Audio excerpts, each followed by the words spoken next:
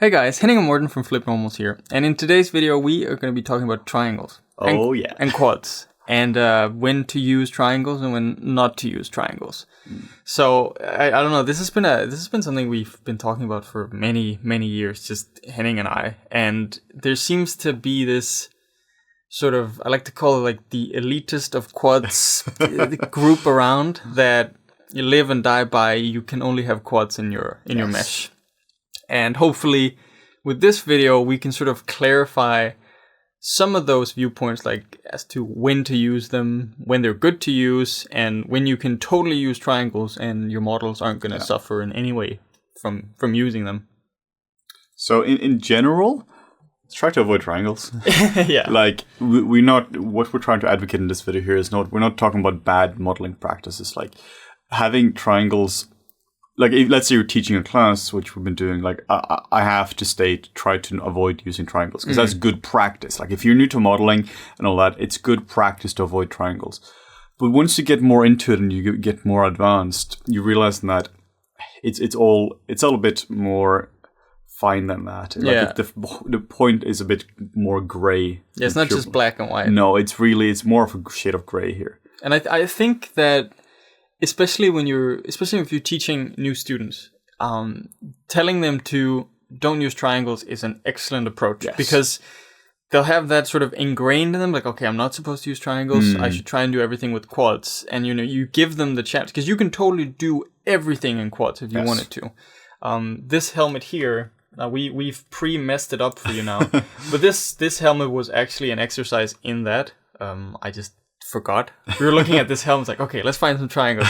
Turns out there wasn't really any triangles. We could find 2 or something. Some here and there. It was an exercise in trying to keep things quadded, just to exercise the mind, I guess.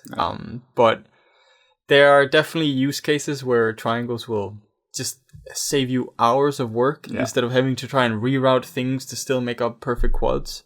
And once you I think it's like with anything that we do, once you know the basics and once you know the rules, then you can start breaking them. Yeah. And we've really seen this a lot of, like, one more saloon team before that. You had teachers who told you never use triangles.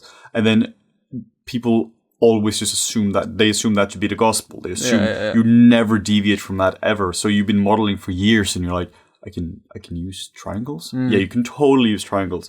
I've heard some arguments against them, such as our render engines don't support triangles. That I've never seen that. I've never seen in any case that a render engine or game engine wouldn't support it. And you had a good note about that. Yeah, so everything you do here is triangles anyway. Like under the hood, everything is converted to triangles here. So anything, of course, it would support it because it supports it. The thing about triangles is like if you think about it, okay, from just math point of view, and we don't know math. No, at all. Okay, so we have a point, which is a vertex. We have 2 points.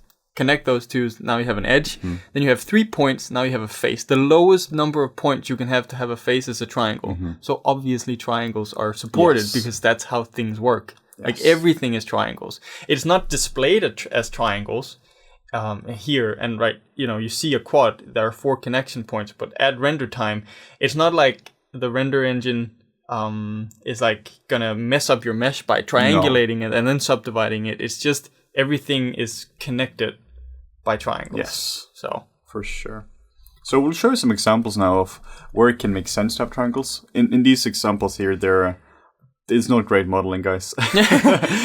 Well, it's not great modeling for showing where to have triangles. No, but it's just showing how a shape can be retained. Yeah, so these 2 pieces look identical. Can you guess which one has triangles? Maybe they both do. Maybe none of them do. So this one over here sort of messed it up a little bit. Super nice. This is what it looked like. So we have random triangles here that don't even make any sense. But it's just to highlight the fact that you can still retain the shape perfectly fine, even on a curved surface, if you have enough, resolution around it to support the shape. So it's not like, this shape is just as valid as this shape. Yeah. Like if you were to give this to anyone and they were to render it, it was going to look fine. Yeah. So if the reason you might want to use triangles on the examples on the left here, like obviously it doesn't make sense in this specific case here, we just have to use some actual examples here, is that if let's say it was twice as fast to model, we have a lot of cases where you can speed up your modeling significantly by adding just a single triangle. Sometimes you need to terminate a loop somewhere, and if you can't find a good place to terminate a loop, you'll just add it across the entire bloody model, and it just makes everything heavier. It takes time, and it's not worth it. I've worked on a fair number of films now, and characters and creatures for films, and I can guarantee you that all of them, because I've touched them, have triangles somewhere. You're just sneaking in a little triangle. Yeah, I mean, they're just not visible to you. Yeah. So a quick example I wanted to show you here is, again, it's tricky with hard surface, because if you have a flat surface on a hard surface object, then triangles kind of become irrelevant, depending on what's going to happen to it further down the pipe. Yeah.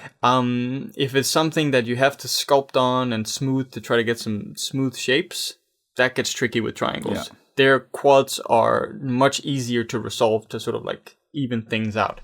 If it's just something like this, obviously, so this side looks nice, this side doesn't. But the triangles here don't actually, again, affect the surface in any way. No.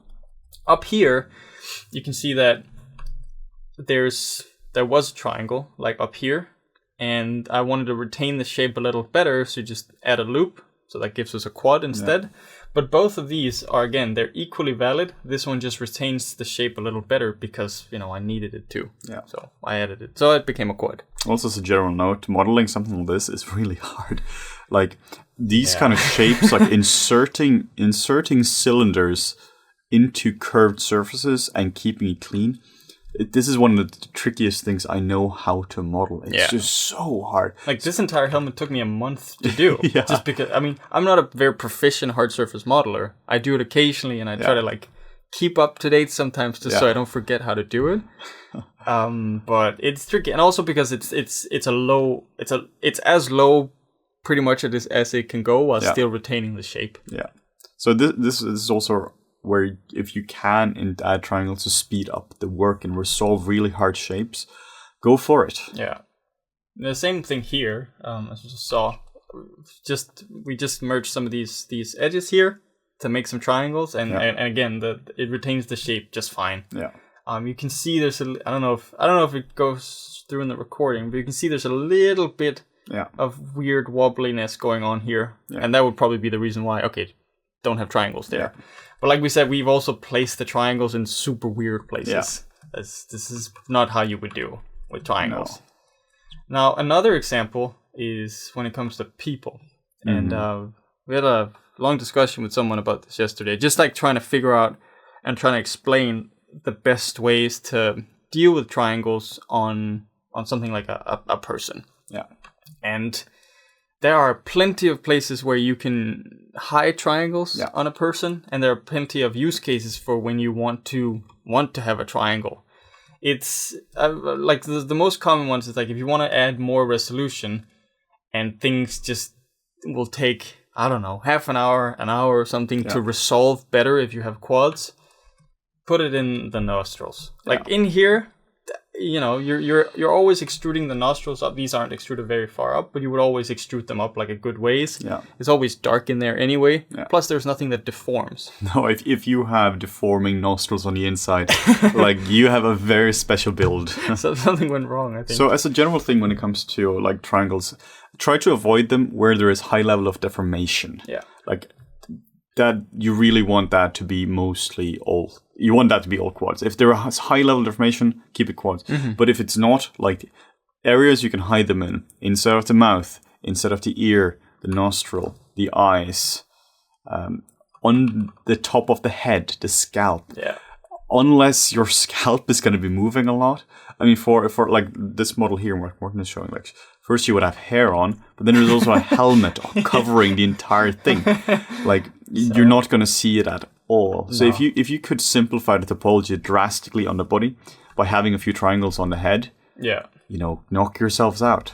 Yeah. So if you wanted to, one thing we're looking at, let's say you wanted to add resolution just here, right? You wanted. Let's try that again. Maya can be hard sometimes. Yeah. Maya.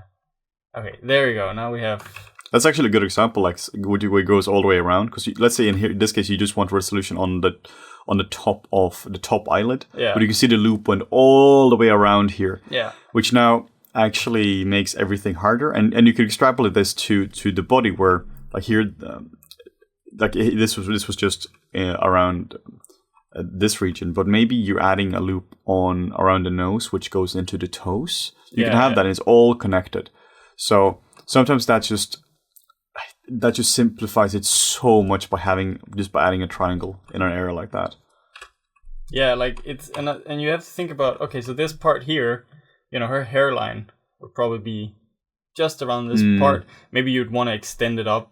Yeah, I'd probably extend this up a little bit. So you could add let's say you wanted to add a loop that went all the way up here. Let's do it from here. Then you could terminate it here. Yeah. And that would be fine. Yeah. Like, it wouldn't affect anything anywhere. So the counter arguments we know people are going to be making now is that you could have easily made that little thing there into a quad up here. You could have just center off. You could have easily made it into a quad. But the point is that, and that would have looked a bit nicer maybe. Yeah, so what you could have done that. Yeah. And now you have a quad that terminates. But let's say you were only allowed to add one loop or something. Yeah, and it's like who cares if it looks nice? Like, this here isn't an aesthetic exercise. Topology is a technical thing here. Yeah. So if it technically works, and if you can speed up your work quite a bit by adding a triangle on the scalp, which is going to be covered by hair, a cloth, or even if it's a bald person, doesn't matter. It's not going to deform. Yeah. You're not going to have heavy sculpting up there. And you can simplify it so much. Like, if you wanted to get rid of resolution here, let's pretend that one's also gone. So you could get rid of the resolution there. Yeah, exactly. And then now you have a triangle here. And again, it's a triangle that's placed where no one is going to see it. Yeah. But I guess more importantly, it's a place where there's not going to be any deformation. Yeah. I don't actually think you can... Can you even move your scalp? Like, you have like... I don't have scalp control up there. Like, your muscles are here and here, and you have here. So the deformation that happens up here is negligible. Yeah. And also because it's most likely just going to be surface sliding. Yeah. So that's fine. But like Henning said, if you wanted to add more stuff, and you could hide it in here... in the butt cheeks, under the feet as well. Like, you're never gonna have deformation under the feet, and like, it's really tricky. Like, when you're adding, for instance, toes to a model here, that you just can't figure out how to blend them, because toes, they're like hands in complexity, which we all know is super hard. So in this case, they were solved quite nicely, but a lot of times it's just not going to do that. Ideally, let's say we live in an elitist quad world or whatever. Yes. Maybe we would want to get rid of these directional changes even. Yeah. But it's like, where do you stop? Yeah, put them under the toe, because you can easily. I've seen this so many times where you're adding a loop on. Can you actually try that? Can you just add a loop to the toe here? Like around here or so, just like adding a loop and see how far it goes, which goes all the way across the body. Just see how far it goes up. Yeah, you see how everything is connected now. When doing this, excellent. It actually goes all the way over to the other toe, and because it goes. So the way the logic for this one goes, it goes through here, and it would go through this toe because there's a directional change there. And it goes all the way up here. It would probably go around there and then up. Yeah, it goes crazy. Like, so the point here is you're adding a little loop to the toe, which will now go all across the body, and it's just going crazy. So sometimes adding a little cheeky triangle down there, like specific areas, like we said, inside of the mouth, general cavities, eyes, under the feet. Yeah. Just general areas with low level of deformation. Like, hands probably wouldn't be a good place to have triangles, because you have so much deformation in the hands everywhere, even in between the fingers. You might be able to get away with it in between the fingers, but I probably wouldn't advise it. It's like I want to be clear here. We're not for like just go crazy and add triangles everywhere. Like, as a rule, try to avoid them. This is not like a nihilistic future where. No one knows what happened because of triangles. Yeah. So yeah, with that said, let's jump into ZBrush and just have a quick look at something. Mm-hmm. So first off, we prepped a little. Mm-hmm. And like we sometimes do. The eagle-eyed viewer might have spotted that we also had triangles on the arm here. Oh my god. And that was very intentional. This is not part of the actual model. Because this is a place where you shouldn't have triangles. No. And especially this kind of shape, this cylindrical round shape. Again, it's something that is round, it deforms, and that becomes tricky. So if you were to subdivide this now, you can see we're having a little bit of an issue with stuff going on. It's not going to affect our sculpting in here. No. Like that's going to look completely fine because ZBrush just cares about resolution. But once we start to go in and smooth it, this is what happens. You get these nasty poles and spikes. You can use Alt Smooth to get a better result on there, but it's not ideal. No. It's really not the best way to go about this. So anywhere that is deforming, where you know you're going to be sculpting and smoothing, you probably shouldn't use triangles. That's why it's a good practice to stay quads. Yeah. Because that sort of just protects you, and you know that your model is going to work in most cases whatever you do. But sculpting inside the nostrils or inside the ears, that's not happening. Not really. The same here in the eyes, actually. I think maybe we did. Yeah, I think we hit some triangles in here as well, and that's completely irrelevant. Yeah. Triangles don't matter in there. No. One thing we want to talk about as well is, this is something I don't think a lot of people necessarily know, that once you subdivide a model, it becomes quads. Yeah. If you have a bunch of triangles and you subdivide them, they actually just become quads. Yeah, we can show that real quick here. So I think we had a prep cube here. Oh, it already has a triangle on it. So if we do preview smooth, we're like, oh, that looks nothing like a quad. Stop lying, Mr. FlippedNormals. But you actually go up, smooth it. You can see we now have perfect quads. Yeah. This is just through the magic of subdivision. So we want to say though that this is not how you resolve it. You shouldn't just have tons of triangles over your model and then just go smooth, close your eyes and be like, it's done now. But it is, if you know how this works, you can use this to your advantage. That if you're a beginner, I wouldn't recommend adding triangles and just subdividing it. No. But if you're an advanced modeler, you can, because then you know you can predict this. But then you're probably not watching this video, or maybe you are just for the pure controversy of us talking about triangles. Another thing is you have n-gons as well. So let's go in and smooth that. Oh, lo and behold, it turned into quads as well, even with a nice directional change. Yeah, my God. So, again, don't use this as a guide how to model, because you shouldn't be modeling like that. No. And actually, when it comes to n-gons, that's what we were going to show here. When you work with n-gons, which you should never ever do, this is what happens when you try to import it into ZBrush. So if you look at our helmet up here, I made a little I made a doo-doo. Very cheeky. Very cheeky doo-doo. So up here, see, I terminated the triangle here, so that gives us 5 sides. Definitely a doo-doo. Definitely a doo-doo. And then, in my wisdom, I tried to import that into ZBrush, and this is what we get. Oh, can't deal with more than 4 sides. So it'll actually auto-triangulate that area. So if we go up here, I don't know, there's a display error here, but there we go. So it's actually added triangles to sort of try and resolve that area, just because ZBrush doesn't deal with anything above 4 sides. Yeah. You run into the issue with in Modbugs as well, with the collection of verts. Is it 8? Yeah, if Modbugs has too, if the density of the star is too high. Yeah. That's also an awesome sentence, the density of the star. Just talking about 3D modeling here. But if the density of a pole is too high in Modbugs, it will just go crazy. Yeah. So when the problem with this though, if you're looking at this and be like, so what's the problem? It just turn into a triangle here. Right. And that's fine. The thing is, it's not fine. If you are in a production, or in general, vert order is important. This is something that we actually want to make a video on in the future, and that's going to be so exciting. It's going to be super exciting. So vert order is super important. It's one of these things nobody really understands. People pretend to do, and they throw the term, "Oh, the vert order has changed." It's like, what do you mean by that?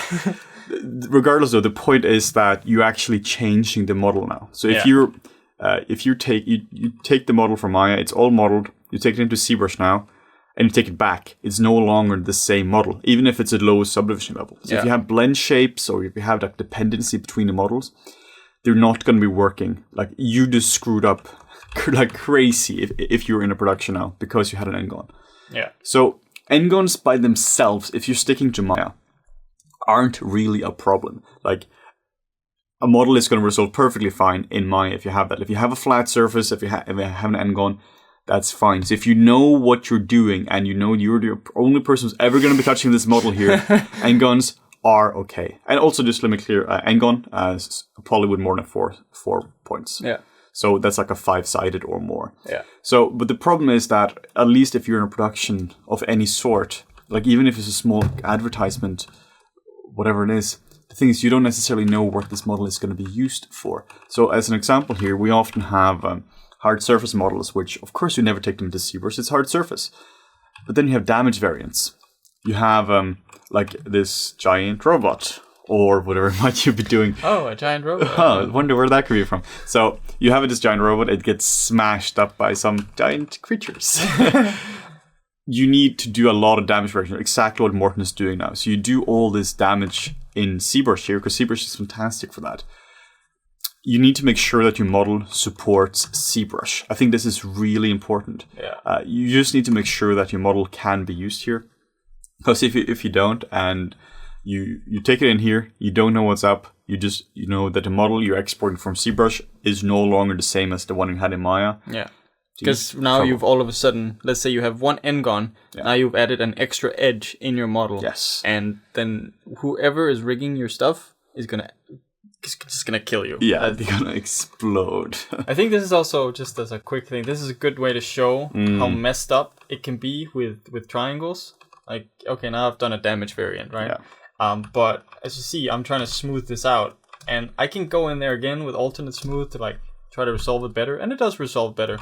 But resolving this, if it's just pure Quartz, just makes your life a lot easier. So for the people who haven't seen our alternate smooth video, how do you do alternate smooth? Okay, so you have to do it in order to do it. So you hold down shift to smooth, you start smoothing, and then you let go of shift. Yeah. And that'll give you the alternate smoothing algorithm. The alternate smooth is fantastic for specifically these kind of things here. When we did a video for how to do alternate smooth, we kind of were like, okay, we have to find an example where this actually makes sense.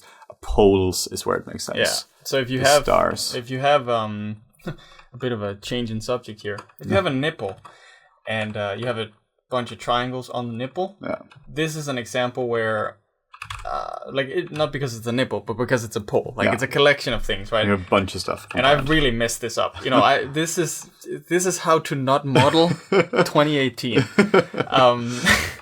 So. Trust us, we know how to model better than this. So look at this. When I just smooth regularly, this is what happens. But with alternate smooth, we can sort of like try to resolve that a little better. But you see, it's still not super good because of the collection of triangles. So it'll make your life easier to not use triangles in these areas. Yeah. Definitely. There is one place where you could always use triangles. It's like with the nostrils. Mm-hmm. In here. Where things collect and you never see it. Out. Yeah, the same thing goes with this. Like if it's like a bolt, but it has a flat top. Yeah. Whether that's quadrant or it's triangles, that doesn't really doesn't matter. No, you could have that, and that would be the same exact result. Yeah.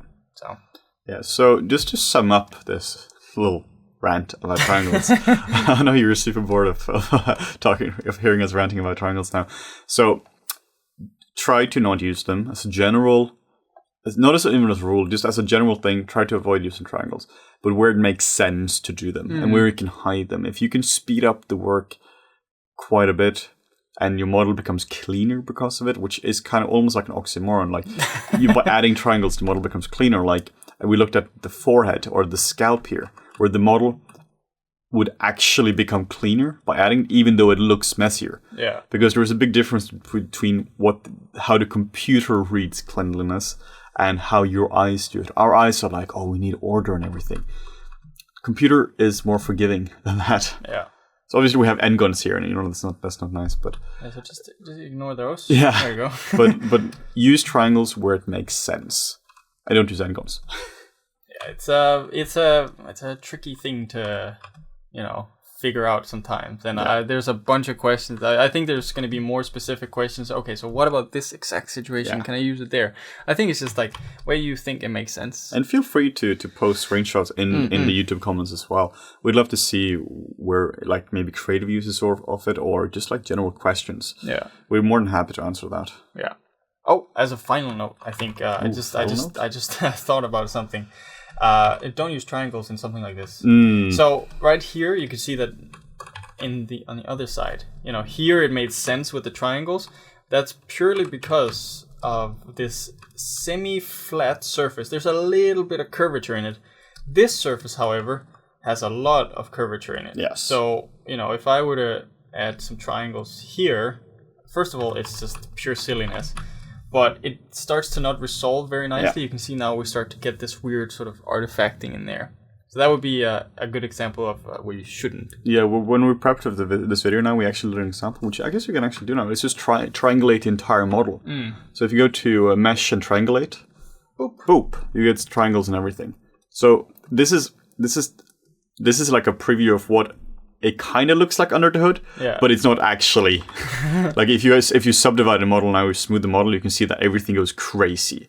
Like this is why we don't have triangles everywhere. But you see this area still, you see some artifacting here, but this area still looks kind of okay. But areas with more extreme curvature, that's where triangles will get you. But also therefore, like if you unsubdivide that model again, the model looks the same in this view. So if you're doing low poly modeling for games, where you don't actually subdivide a model, they're going to look the same. Yeah. So particularly if you aren't subdividing the model, like if you are working with the real-time assets, knock yourselves out. Like then one of the key things here is that it is actually being subdivided, like smooth. Subdivided. Like I'm not entirely up to scratch on the literature for game to triangle usage in games, because that's not really what we focus on, but it is more used. Yeah. And you terminate things, it's not going to subdivide. Yeah. I would imagine that still deformable areas could. Yeah. Maybe, I don't know. Some game people chime in on this because you know a lot more than we do. Yeah, we'd love to hear your thoughts on this if you're from a game artist. Yeah. So I guess with all that said about, man, that was like half an hour just talking about triangles. Intense. But thank you guys so much for watching. And if you want to see more videos about triangles and quads, leave a comment down below, like and subscribe. Yeah. Thanks.